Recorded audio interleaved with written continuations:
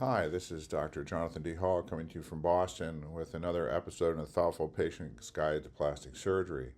Today I'm going to talk about non-surgical correction of the aged face in your later decades. So this is an update for patients in their 60s, 70s, and even 80s. The author Robert Dugani had a quote that time is wicked. It comes and goes like a thief in the night, stealing our youth, our beauty, and our bodies. So as a plastic surgeon, we frequently treat people who complain of facial aging. So I put together a talk on non-surgical correction of the aged face a few years ago. The principles are the same, but I am now successfully treating more and more patients in their 60s, 70s, and 80s who want to look better but don't want to have surgery. So I'll recap that. First, we need to understand the visible changes that occur with aging before we select a treatment. So the proper diagnosis needs to come before the treatment is selected. So often people go to a spa and whatever machine they have in the corner, whatever treatment they have, they start with that rather than making the diagnosis first. So this is a fantastic artist diagram that demonstrates the visible signs that occur with aging in the face. This is an artist's rendition, but there have been great studies done. There's a series of photos of daughters and mothers and grandmothers, as well as visual analysis and comparison of photographs of individuals throughout the years. Val Lambros is a plastic surgeon from California who has a study where he captured three-dimensional scans on plastic surgeons' faces every year at the national meeting, including my face, and put them in a database to confirm these changes. So we all have volume loss as we age. Fat, muscle, bone, skin loss, soft tissue support as well. And you can look at these views from left to right and you can see what happens. So, and with greater age comes more facial volume loss.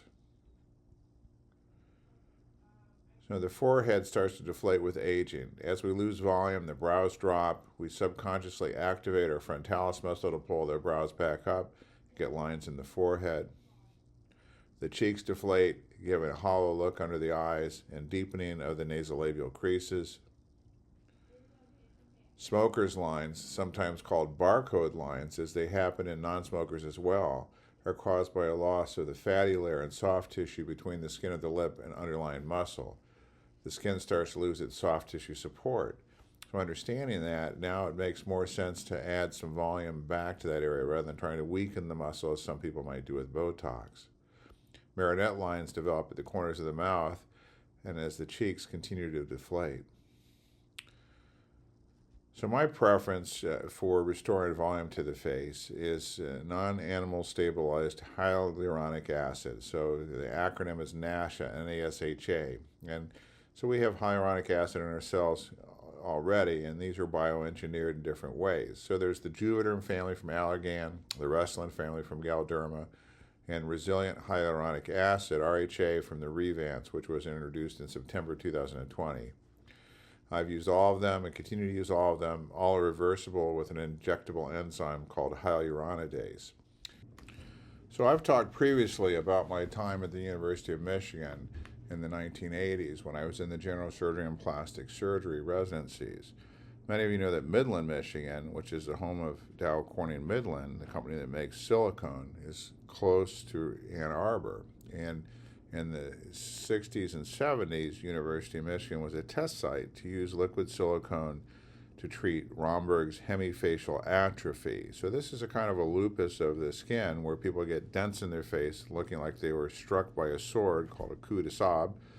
And liquid silicone could build up that contour deficiency and actually seem to work quite well.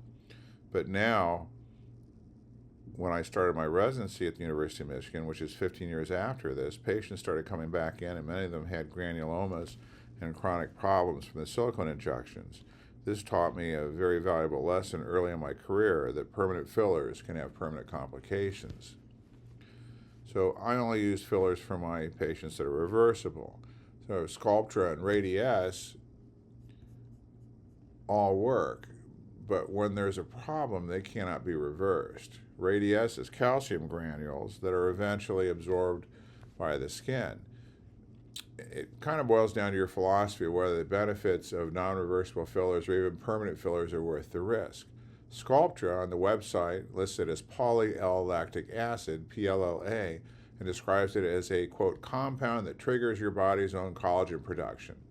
The problem is that, like resorbable sutures, whenever you're counting on someone's body to trigger a reaction, we can't always control it. So even though it may generally work well, sometimes it does not, and patients can have a reaction. You'll occasionally hear about a friend of yours that had a reaction to her C-section sutures and they all had to be removed or spit out.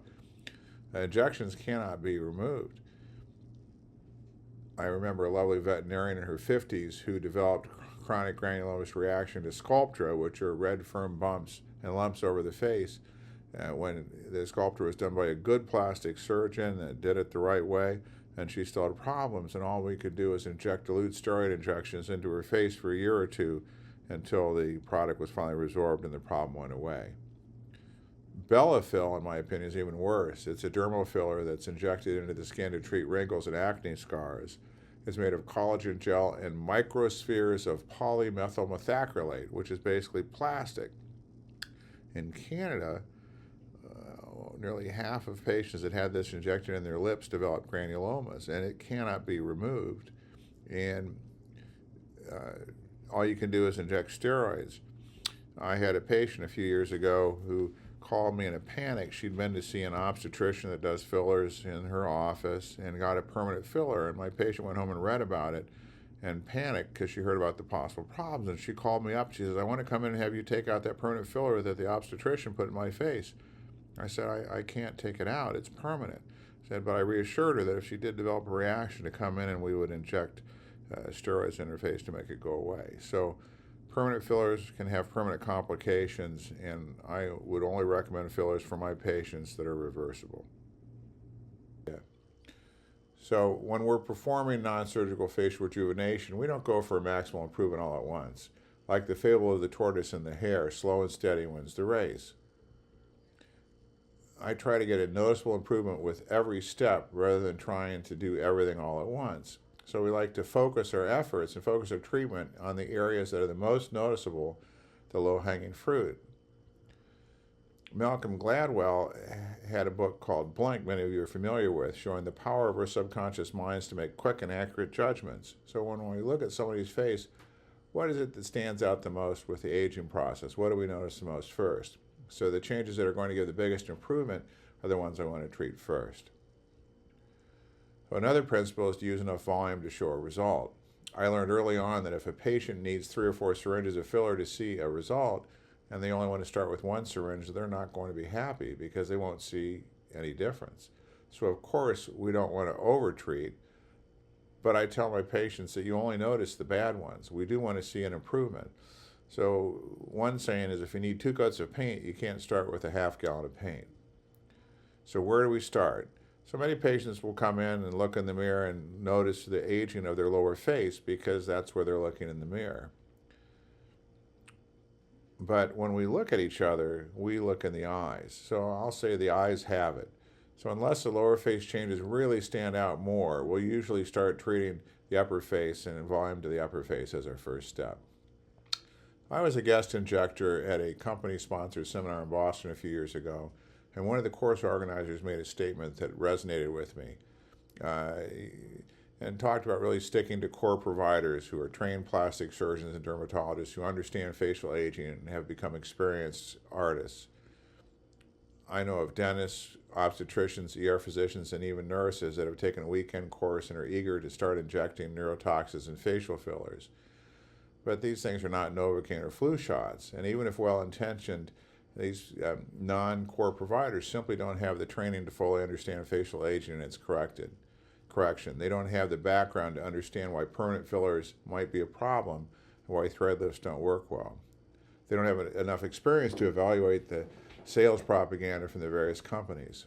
I had a woman call me in a panic a few years ago. She had gone to a non-core provider and gotten a permanent filler and then went home and read about it. She wanted to come in right away to see me so I could remove it. I told her that you can't remove it. That's why it's a permanent filler. I told her to come in if she did develop a problem, we could inject steroids. I wonder if someone who had seen the problems with permanent fillers would have recommended them to a patient. So different fillers and neurotoxins are like a set of paints. It's the artist that holds the brush who is the most important choice. So again, decide who the artist is going to be holding the brush. So our 10 principles for success in facial rejuvenation: diagnosis should come before the treatment. Permanent fillers have permanent complications. The artist who holds the brush is more important than the set of paints. Focus our efforts to achieve an improvement each time. Treat the most noticeable signs of aging first. Improvements around the central face tend to be the most rejuvenating. Plan on enough volume to finish the job. Strive for an improvement with every step, and slow and steady wins the race. And number 10 is patients want to look better, not weird. You only notice the bad ones. So when you've done a good job and patients look natural, friends and coworkers will say, you look better, but they're not really sure why, because it's natural. They might say, have you been on vacation? And my best compliment is when they ask a patient, did you get your hair cut? If somebody comes back in and says, patients asked if they got their hair cut, I know that we did a good job, because they look better, but patients' friends are not sure why. So another principle is to restore before we enhance. The younger patients often come in to enhance their lips. In an older patient, if we enhance the lips and put full lips in a deflated and aged frame, it looks discordant, it looks out of place. So it's important to restore the volume loss of aging before we begin to enhance a facial feature. So here's a patient of mine in her early 60s, and you can see that she's got deflation of the area around the lips and thin lips. And I suggested that we restore the area around the lips before we add a volume to the lips. So we're going to correct the frame around the vermilion before we augment the vermilion. So here are my treatment diagrams showing the 3 steps a few weeks apart. In step 1, I corrected the deep marionette lines at the corners of the mouth. In step 2, I corrected the deep lines around the mouth. And in step 3, I corrected the barcode lines of the upper lip and enhanced the vermilion fullness. So the resilient hyaluronic acid fillers are flexible and move with the face, which is especially important around the mouth. And Restylane Kiss gives a very soft and natural enhancement of the vermilion, which is the pink part of the lip. And I favor it for many of my patients for lip enhancement of the vermilion of the lips. So here you can see her before and after, very natural improvement, 3/4 view before and after, again, patient in her early 60s. So here's a woman that came in who's in her late 70s, and she agreed to let me use her photographs kindly if we covered her eyes.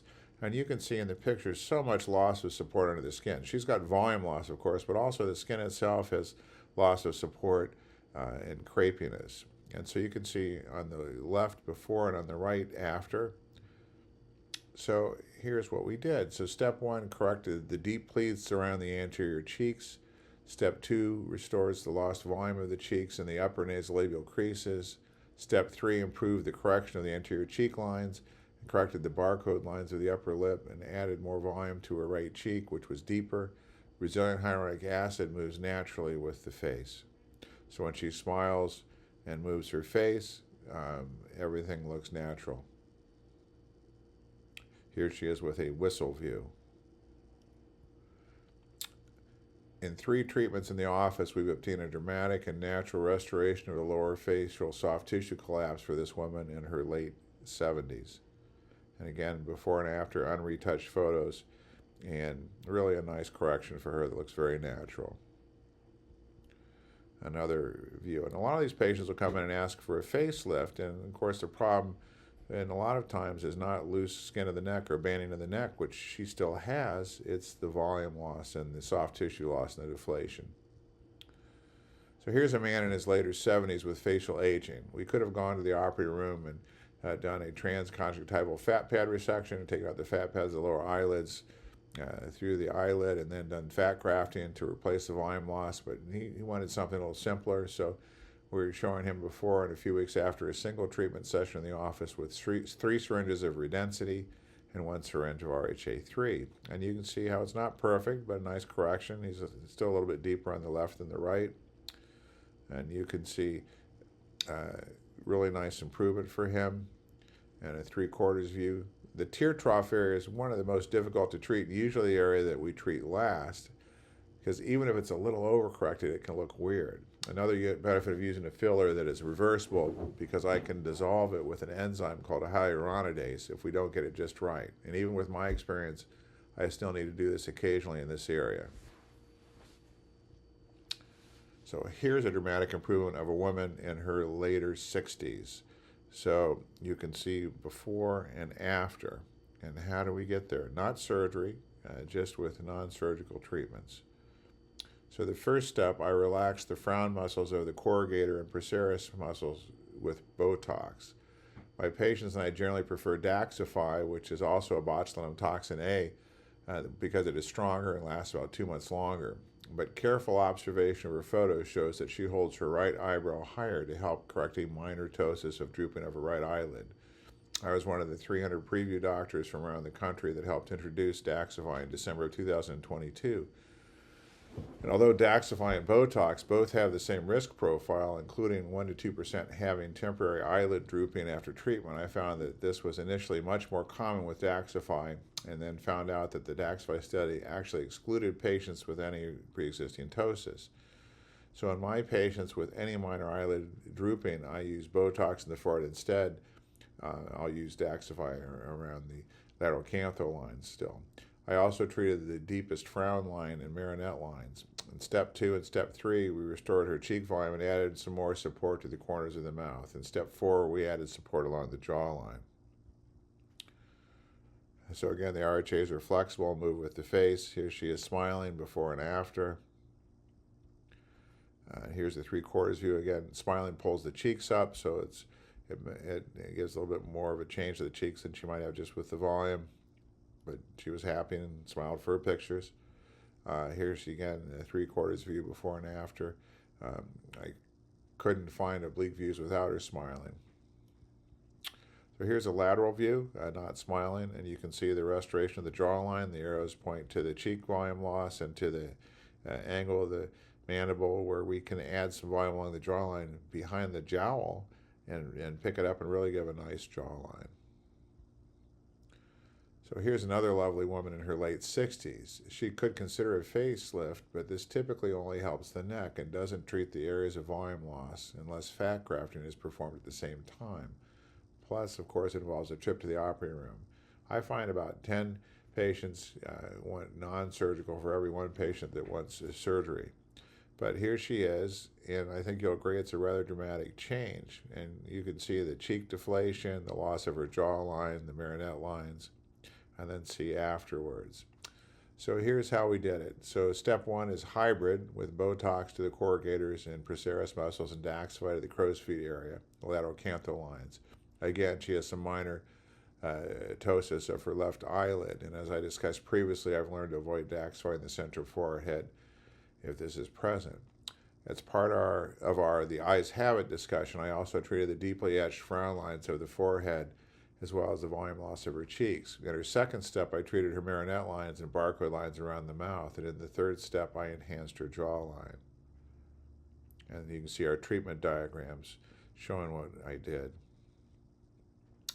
So the lines around the eyes are improved with the Daxxify. The RHAs are resilient and move naturally with facial motion.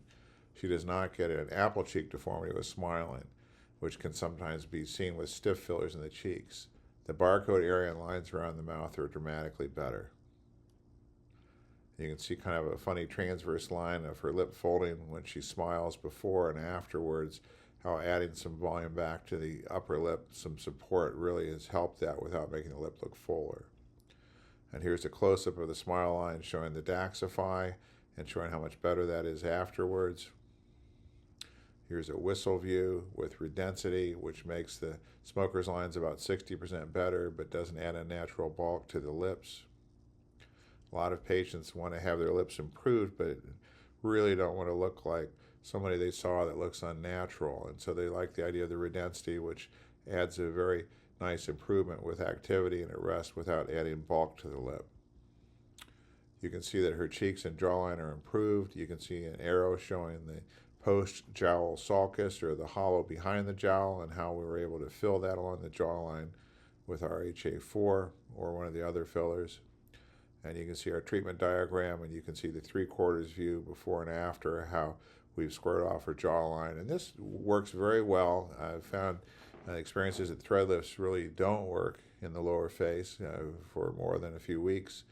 But this lasts about 2 years for many of my patients and gives a nice improvement for a reasonable cost. So here's a woman in her mid-60s who lost volume in her face early on after having a total hysterectomy in her 40s, which she attributes to the loss of estrogen. She said her face just literally collapsed. And here she is before and after. And she's just so happy just to feel and look better now.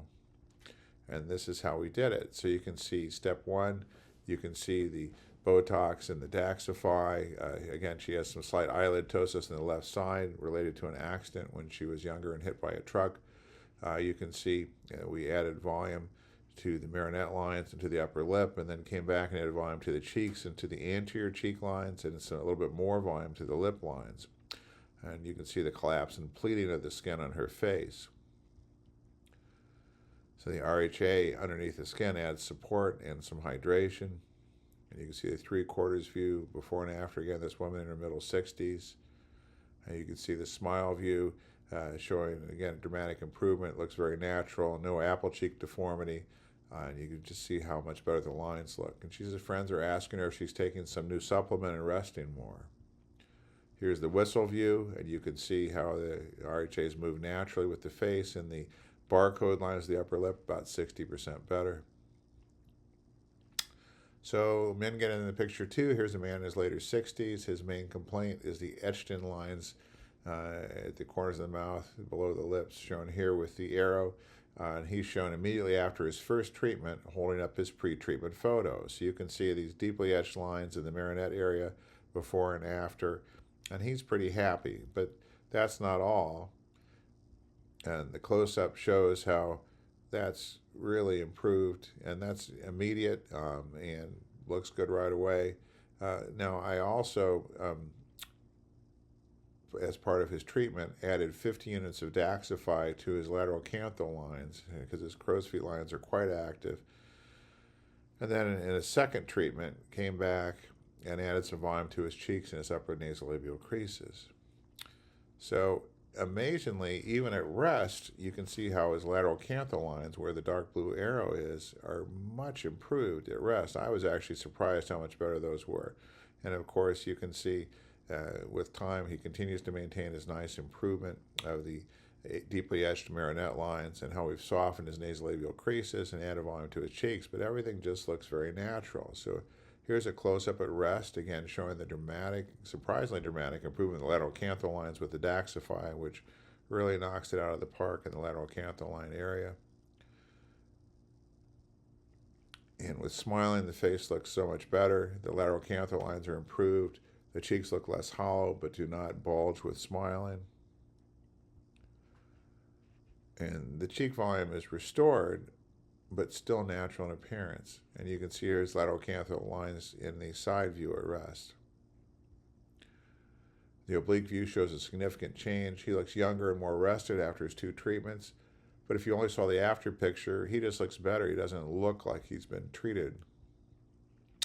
So in our video, I reviewed some principles to help set you up for success in facial rejuvenation and how we can apply these to patients in their later decades.